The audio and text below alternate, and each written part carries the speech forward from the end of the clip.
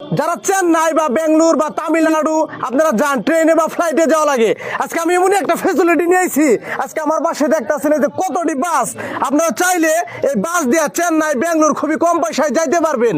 দরং ডিস্ট্রিক্টের মৌসিটা নামের একটা জায়গায় এখান থেকে নানান ধরনের বাসই আছে। এখান থেকে কলকাতা, কুচবিহার, চেন্নাই, বেঙ্গলোর, কর্ণাটকা, তামিলনাড়ু, আপনারা যে যেখান থেকে জেনে যাইতে চান আপনারা চাইলে বাস দিয়ে যাইতে পারবেন। তো এই যে দেখতেছেন কত বাস, আপনি চাইলে এই বাসগুলো দিয়ে আপনি চেন্নাই, বেঙ্গলোর বা কর্ণাটকা যাইতে পারবেন।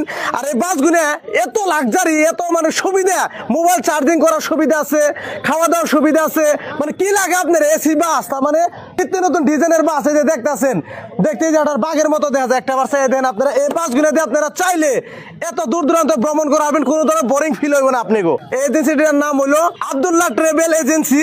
আর এই এজেন্সির যে মেন মানুষ আছে তার সাথে আমি আলাপ আলোচনা করুম।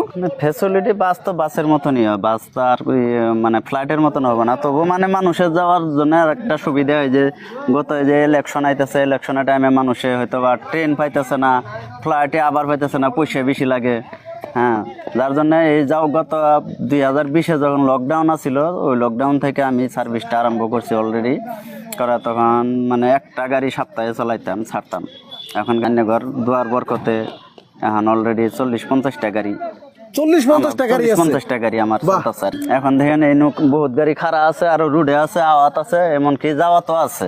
আচ্ছা, হ্যাঁ, চলতেছে তার মানে রানিং, কেউ কোন জায়গায় গেতেছে। হ্যাঁ, যাইতেছে। আচ্ছা, তো আপনাকে এখান থেকে যদি কেউ ধরেন বাসে যাইবো, তো টিকিট গুলো কিভাবে কাটা লাগবো? টিকিটগুলো মানে নম্বর, স্ক্রিনে নম্বর দেওয়া থাকবো, নম্বরে ফোন মারবো, হয়তো বা হোয়াটসঅ্যাপে নম্বর দেওয়া থাকবো। হোয়াটসঅ্যাপে আইডি দিলে মানে যে কোনো একটা ডকুমেন্টস, মানে হয়তো বা পান কার্ড, নাইলে আধার কার্ড বা ভোটার আইডি, যে কোনো একটা ডকুমেন্টস দিলে হোয়াটসঅ্যাপে বাস আমি টিকিট